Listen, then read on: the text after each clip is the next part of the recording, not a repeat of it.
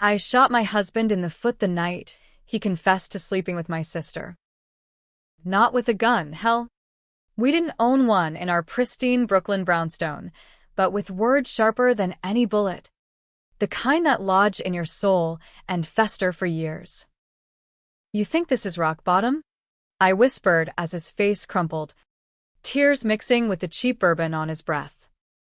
Baby, this is just the warm-up. He stared at me like I'd grown horns, but deep down, we both knew I'd been carrying his sins on my back since the day we said, I do, and tonight. The weight finally snapped. It started 6 years ago, back when we were still the golden couple everyone envied. Me. Autumn Hayes, 32 then, a rising star at a boutique PR firm in Midtown, spinning scandals into triumphs for tech bros who thought ethics were optional. Him. Derek. My high school sweetheart turned Wall Street wolf. The guy who could charm a room full of skeptics into handing over their 401(k)s. We met in a dive bar in Queens during senior prom after party. He was the quarterback with the easy grin. I was the artsy girl sketching caricatures on napkins. By 25, we'd upgraded to a life straight out of a glossy magazine, weekend getaways to the Hamptons. A rescue mutt named Whiskey who thought our king-sized bed was his throne, and plans for kids that felt as inevitable as the next market crash. But Derek had a shadow side, one he hid behind that boyish smile and endless supply of dad jokes. Early in our marriage, he got tangled in a pump-and-dump scheme at his firm. Nothing revolutionary, just the usual insider trading flavor that Wall Street treats like Tuesday lunch. He tipped off a buddy about a biotech stock primed to tank, pocketed a quick $200K, and figured no one would notice. Except someone did. The SEC came knocking, and to save his ass, Derek needed a scapegoat. That's where I came in. Or rather, where he dragged me. Autumn. You're my rock, he said that rainy afternoon in our kitchen, his voice cracking like cheap porcelain. The feds were breathing down his neck, and his boss had already whispered about early retirement that smelled like orange jumpsuits. He begged me to fudge the emails, backdate a few timestamps on my work laptop, make it look like I'd been the one chasing leads on that stock for a client project. It was stupid, reckless, but I loved him. Loved the life we'd built. The way he looked at me like I was the only sure bet in a rigged game. So I did it. Signed off on the lies. Buried the digital trail under layers of plausible deniability. The investigation fizzled out with me as the overzealous consultant who got a slap on the wrist, 6 months probation. A fine that dented our savings but not our lifestyle. Derek walked free. Promoted even. Toasting me at our anniversary dinner with champagne that tasted like guilt. I told myself it was worth it. We were in it together. Right? But cracks formed. Derek started working later, his texts growing sparse, laced with excuses about client dinners that left lipstick stains on his collar I pretended not to see. My sister, Lila Blonde, bubbly Lila, the one who'd always been the favorite, the prom queen to my wallflower, started popping up more in our lives. She was crashing on our couch after her latest breakup, just for a week, but weeks turned to months. I chalked it up to family, to that blood-thick loyalty us Hayes girls shared. Mom had drilled it into us. Family first. Always. Dad, a retired cop from Philly who died of a heart attack chasing a suspect in his last year on the force, would have said the same. The affair blew up on a sweltering July 4th weekend. We'd rented a cabin upstate, the kind with a wraparound porch and fireflies that danced like drunk confetti. Lila tagged along. Of course, her +1 status a running joke. That night, after too many esmores and IPAs, Derek disappeared into the woods with a flashlight and a six-pack. I found them an hour later, tangled in the underbrush like teenagers, her laughter echoing like a slap. I didn't scream, didn't throw punches. Just stood there, the damp earth soaking through my sneakers, watching as they scrambled apart, his face paling under the moonlight. Autumn. It's not, he stammered, zipping up like that fixed anything. Lila, ever the actress, burst into tears. It just happened. We were talking about you, about how you've been so distant with work. Distant? I'd been holding our world together while he chased highs and hid lows. But the real gut punch came later, back in the city, when the dust settled and Derek slunk home with wilted daisies and a therapist's card. I found myself out there, he said, eyes glassy from whatever self-help podcast he'd binged. Lost in the routine. You know, Lila. She reminded me who I am. Found himself. The words slithered into my brain like poison ivy, itching under my skin. While I'd been playing fall guy for his crimes, he'd been finding himself balls deep in my blood. And Lila? She'd known about the emails. Hell, she'd been the one who suggested I take the hit over wine one night. Casual as hell. You're smarter with this stuff. cease. Derek's too emotional. They'd plotted it together. My husband and my sister, turning me into their human shield. That was the betrayal that broke the dam. But revenge? It doesn't come hot and fast like in those Netflix thrillers. It simmers, dark and deliberate, in the quiet hours when the city's hum fades to a whisper. I started small, anonymous tips to Derek's firm about irregularities in his trades, vague enough to trigger audits, but not trace back. Watched him sweat through board meetings, his charm cracking like old plaster. Lila got hers too, leaked her nudes, consensual ones, from an ex to her Instagram followers, disguised as a hack. She quit her barista gig in shame, slinking back to mom's in Jersey with tail between her legs. But it wasn't enough. The secret I'd buried, the real one, the crime I'd shouldered that no one knew about, demanded more. See. When I fudged those emails, it wasn't just a white lie. The biotech stock Derek tanked? It was for a drug trial that saved lives, cancer treatments for kids. The kind mom wished she'd had before chemo turned her to bones. A dozen families lost everything when the stock cratered. One lawsuit named me as the key enabler. I settled out of court, sold my vintage Mustang to cover it, but the guilt? It rotted me from the inside. Derek came crawling back a year later, post-divorce papers I'd filed in a haze of rage. He showed up at my new walk-up in Williamsburg, the one with the leaky faucet and view of the East River that looked like rusted veins. Rain hammered the windows like accusations. I miss you. Aughts, he said, soaked through, holding a pizza box from our old spot like it was a peace offering. Therapies opened my eyes. Lila was a mistake, a symptom of us drifting. But you? You're my anchor. Anchor. The word twisted like a knife. He dragged me under to save himself. And now he wanted salvage rights? I let him in, dried him off with towels that still smelled like his cologne. We talked, or rather, he monologued about second chances, about how the firm had sidelined him after the audits, how Lila had ghosted him for some tattooed musician. I need you, he whispered, his hand brushing mine, that old spark flickering like a dying bulb. I smiled, poured him whiskey neat, the good stuff, the bottle we'd cracked on our 5th anniversary. Tell me everything, I said, leaning in close.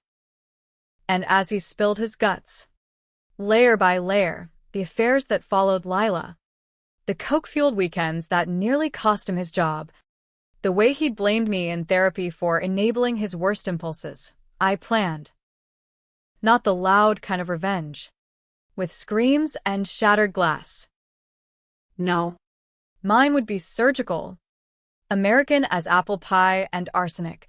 The slow unraveling of a man who thought he could find himself on someone else's dime. By dawn, he'd passed out on my couch, snoring like the world owed him sleep.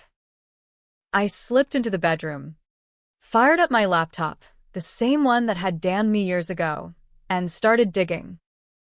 Derek's firm had new skeletons, a Ponzi scheme bubbling under the radar. One he'd greenlit to claw back his status. But this time, I wouldn't take the fall. I'd make him the star. The weeks that followed were a masterclass in restraint, the kind of calculated calm that would have made my old PR clients jealous. By day, I was Autumn 2.0, polished pitches at the firm, yoga flows at Barry's boot camp, brunches with girlfriends who cooed sympathy over Derek's midlife crisis. Men are trash, they'd say. Clinking mimosas. Oblivious to the storm brewing behind my Botox-smooth smile.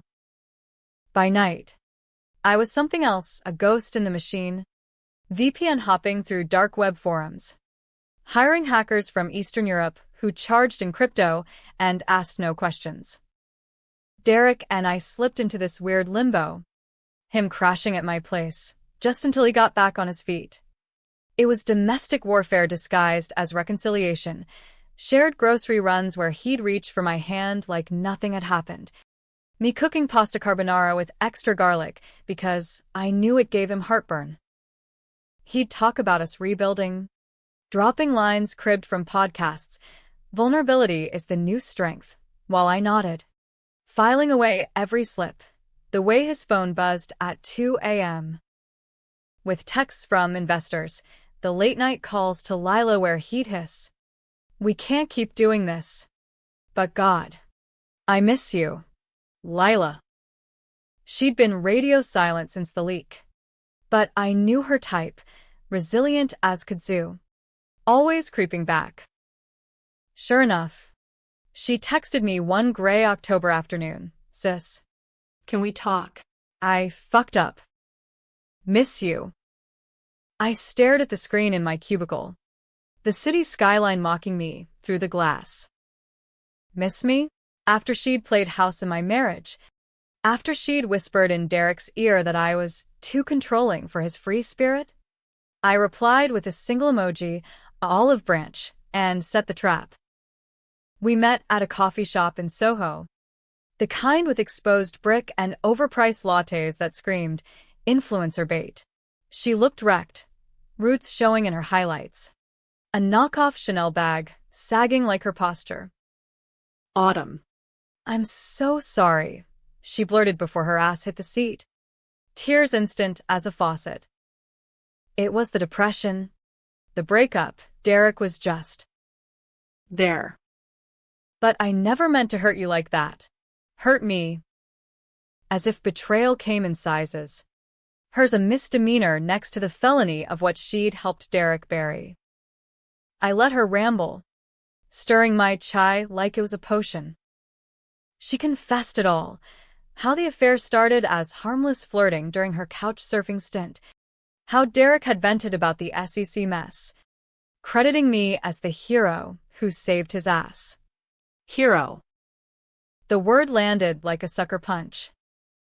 She'd known the whole time I'd tanked my career, my savings, for him, and she'd used it as foreplay. "But we're family," she whimpered, reaching across the table. I pulled back, just enough to make her flinch. "And family's supposed to forgive, right? Mom always said." Mom said a lot of things. I cut in, voice steady as a surgeon's scalpel. Like how Dad died chasing shadows for strangers. Turns out, blood's just water when it thins out. Her face crumpled. But I didn't stop. I laid it out, not the rage, but the facts, The family's ruined by that stock crash. The kid in Ohio who'd lost his mom because treatments got yanked mid-trial. You two didn't just fuck me over, I said, leaning in. You buried bodies for a quick thrill. She blanched, stammered denials. But I saw the flicker, the schemer in her. The one who'd always talked her way out of speeding tickets and bad dates. That's when I dropped the bomb.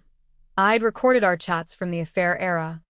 Snippets where she egged him on, laughed about my control freak ways. One click, I said, and it's all over LinkedIn. Your barista dreams? Poof. She begged. Offered to expose Derek instead. He's the real snake. Aughts. Flipping like a politician in a scandal. It was almost beautiful, watching her loyalty shatter. But I walked out with my latte half-drunk, leaving her to stew. Divide and conquer, step 1. Derek's unraveling accelerated after that. The Ponzi audits hit like a freight train. His boss called him into a glass-walled office on the 47th floor, and by happy hour, he was pounding IPAs at our old haunt, the one with the jukebox stuck on Springsteen. They're gunning for me, he slurred over the phone, voice thick with that victim complex I'd once found endearing. But if I go down, it's on them, not me. I was just trying to provide. You know, for us. Us. As if I were still in the frame. I showed up anyway, sliding into the booth with a pitying smile. That's when he tried the big play. A ring. The same damn one from our engagement. Polished but tarnished by time. Marry me again, he said, down on one knee amid spilled peanuts and stale pretzels. I found myself, aughts, and it led me back to you.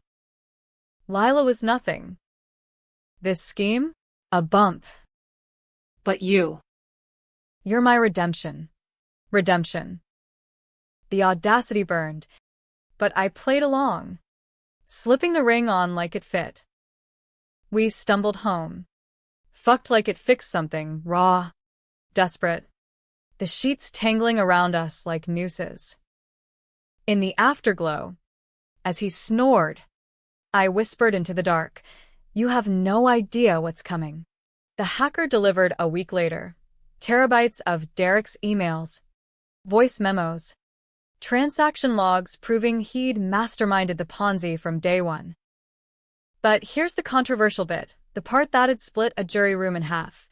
I could have gone straight to the feds. Watched him rot in white-collar purgatory. Clean. Karmic. Instead, I looped in Lila. Sent her the files with a note. Your turn to play hero. Or join him in the fire. She flipped again. Faster than a bad trade. Forwarded it all to the DA anonymously, with a side letter fingering Derek as the sole architect. For you, sis, she texted. Family first. He got arrested on a crisp November morning. Cuffs glinting like cheap jewelry as the doorman gawked. The headline screamed, Wall Street Wolf bites the hand. Ironic, given how he'd fed at the trough. I watched from across the street, coffee steaming in the chill, feeling that dark thrill coil in my gut. But triumph? It tasted like ash. Derek's calls from Rikers were nonstop. You set me up? After everything? I'd visit. Sit across from him in that sterile room. His eyes hollowed out like Halloween pumpkins. Everything, I'd echo. Like the emails? The families? Or just the part where you found yourself in my sister's bed? He swore innocence at first, then cracked, admitting the SEC lie. The affairs. Even a third one with his assistant. I was lost. Odds. You deserved better. But the real twist? He claimed I'd pushed him there. My ambition emasculating him. Turning him to Lila for a real connection. Gaslighting, till the end. Flipping the script, so I was the villain in his redemption arc. Lila visited too. Once, slipped in under a fake name, emerging with smeared mascara. "He tried to blame you," she said over diner eggs, her voice a mix of venom and vindication. "But I told the DA everything. We're free now." Free. As if betrayal's ledger balanced with a snitch. The climax brewed over Christmas. That forced cheer masking the rot. Derek's trial loomed. A media circus with pundits debating corporate greed versus personal failing. I got subpoenaed as a character witness, his lawyer's Hail Mary, painting me as the loyal ex who'd stood by him. I prepped my testimony like a closing argument, measured, Camming. the kind that'd leave the jury and America torn. Was he a monster? Or just a man who'd cracked under the American dream's boot? And me, savior or saboteur? But revenge isn't linear, it's a hall of mirrors, reflecting your own ugly truths. As snow blanketed the city, I realized the polarization wasn't just his, it was mine. I'd become the schemer, flipping alliances like cards, burying secrets deeper than he'd ever dug. Lila called on Christmas Eve, voice slurred from eggnog or something stronger. "Merry Christmas." Cease. To new beginnings. I hung up, staring at the ring I'd kept, wondering if forgiveness was the real endgame. New Year's Eve hit like a hangover you see coming, but chase anyway. The city pulsed with false promises, fireworks cracking over Times Square, crowds toasting resolutions they'd break by February. I spent it alone in my apartment, whiskey curled at my feet, a bottle of Veuve chilling and used. Derek's trial started the next week, a spectacle that turned our dirty laundry into primetime fodder. CNN looped clips of his perp walk. Fox called him the everyman crushed by regulators. TikTok kids memed his mugshot with sad violin tracks. Me? I was the enigma, the ex-wife who'd taken a bullet for him once, now testifying with the cold precision of a sniper. Courtroom 12 in the Southern District felt like a pressure cooker, wood-paneled walls sweating under fluorescent hum, air thick with cheap cologne and desperation. Derek sat at the defense table in a suit that hung loose, his once sharp jaw softened by jail slop.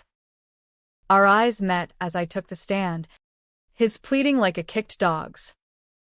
The prosecutor, a shark in pearls named Elena Vasquez, led me through the script, my role in the SEC dodge, the affair's fallout, the Ponzi's paper trail. I delivered it straight, no histrionics, just facts laced with that quiet fury that makes juries lean in. Then the cross-exam. Derek's lawyer, a silver fox named Harlan with a drawl like molasses, painted me as the media. MS. Hayes. Isn't it true you harbored resentment after the divorce? That you manipulated evidence to frame your ex-husband? He flashed emails, ones I'd leaked to Lila, timestamps fudged just enough to smell fishy. Gasps rippled through the gallery. Even Vasquez shot me a side eye. Derek's gaze burned. Triumph? Betrayal? It was the flip I'd engineered. But seeing it land twisted something in me. I didn't crack. Resentment, I echoed, voice steady. Mr. Hayes built our life on lies, mine included. I carried his mistakes, so he could find himself. This. I gestured to the laptop of files. This is truth catching up. The jury shifted, some nodding, others frowning, split right down the middle, debating in their eyes whether I was whistleblower or witch hunt. Lila's testimony came next day, a bombshell in yoga pants and regret. She took the stand with that performative quiver, swearing under oath how Derek seduced her, how the Ponzi was his desperate grab for control after I abandoned him. Abandoned? I'd been stitching our seams while she snipped threads. But she flipped again, under Vasquez's grilling, admitting her role in the SEC cover, tearfully claiming, "I thought I was protecting family." The courtroom buzzed. Reporters live-tweeted Sister Act, betrayal bombshell. Derek lunged forward, whispering traitor, loud enough for mics to catch. Chaos. Bailiff barking. Judge banging gavel. Polarization peaked. Online forums erupted. Team Derek versus Autumn's Revenge. With trolls calling me a feminist harpy and Me Too's hailing Lila as finally waking up. Me? I watched from the back row. Anonymous in a sea of suits. The weight of it all pressing like a storm cloud. The secret, the real one. The kid from Ohio whose mom's obituary I'd clipped and kept in a drawer, whispered that no one won here. Derek's schemes had ruined lives. My revenge mirrored them. A cycle of collateral damage. Lila's flips. Just survival. The American way. Adapt or die. Verdict dropped on a drizzly Thursday. Guilty on all counts: fraud, conspiracy, the works. 20 years. Minimum. With a chance for appeal that smelled like smoke. Derek's eyes found mine as they let him out.